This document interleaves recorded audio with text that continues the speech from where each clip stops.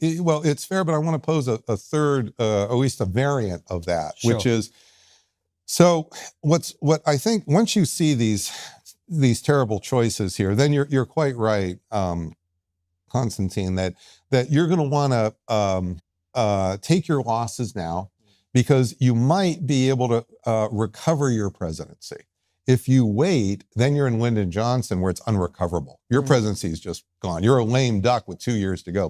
But so you're right. This is where I would advise the West Wing here. But what I would say is that the price you're going to have to pay, the politics price here, is it's not enough to just pull out, because then you're leaving this behind. If you really want to take option one, you're going to have to cut a deal with Iran. You're going to have to go back and you're going to have to cut a deal with Iran. Now, before the bombing started, here's what the deal looked like at 3:15 Eastern time in the Oval Office with Witkoff and Kushner. And we know this because this is exactly what they said, which is that Iran will not give up its enrichment. It wants to keep its 3.5%, and it's promising to meld together the 60 and 20% to 3.5. And President Trump said, just not good enough. Well, in order to cut a deal now with Iran, you're going to have to accept that right away. Okay, so that's number one. Number two, you're going to have to probably accept the oil sanctions coming off. And given the price of oil is going up, notice that Bessent is already talking about doing that. Okay, so they're already doing that. That issue is already on the table.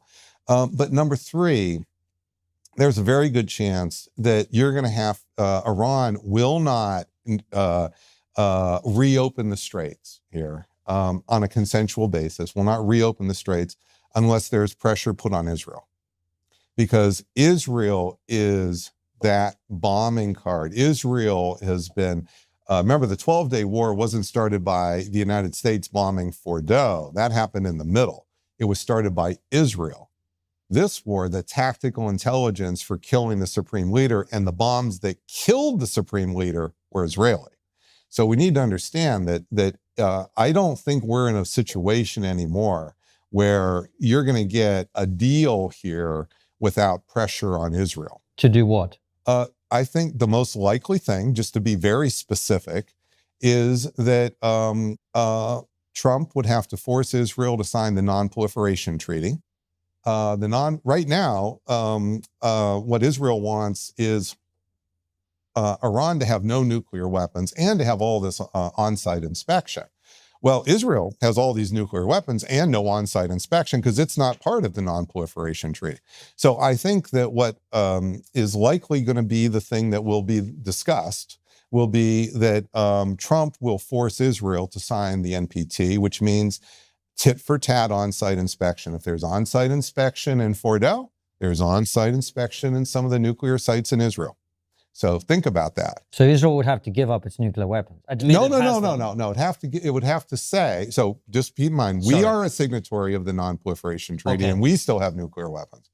Here's the way that works, Constantine. And this has been going on since 1970, which is when you sign, you promise you will eventually give up your nuclear weapons. And notice how America has signed, and we still got a lot of nuclear weapons. Just like everyone else. Just like so that part is not real. Right. The real part is the on-site inspection, which is intel. That is the actual teeth in the NPT, you see. So that's the part that it's not actually giving up its nuclear. It may say that, but it's not the reality. The reality is that there will then be tit for tat. And President Trump, this is going to be a big political cost. Well, I was going to say, I mean, you started a war because you wouldn't do a deal that you now have to do a worse deal. Yep. That's a humiliation. I mean, there's no two ways about it. That is the that's what I'm saying. You pick your poison. So it's either that, or what I also would like to explore. And you can possibly save your presidency, or you don't, and you can't save what I'm saying is, there's no option here to come out the victor here, like Gladiator, where everybody's cheering, for the new general. That's not happening in this situation. And if we keep waiting for that, then what it is Lyndon Johnson. These are the real choices, I think, in front of the president. And what I'm saying is you're absolutely right, but this is why we have to put this bluntly out here, because people from your program will be listening to people in the West Sure. Wing will be listening, and this means very directly that they will have to put pressure on Israel, and that pressure will be threatening to cut off the military aid for real, not just kind of now he can try to gussy it up. And by the way, President Trump, I do believe, just to put something here about why he might be able to do this, it's not just because of his relationship with Israel, but President Trump is the best PR politician we've had, certainly at the equal of Obama, certainly the equal of Reagan. Some of my friends who don't like Trump don't like it when I say this. I think he's better. Just think about this. He did January 6th and got reelected. Okay, just think about this for a moment.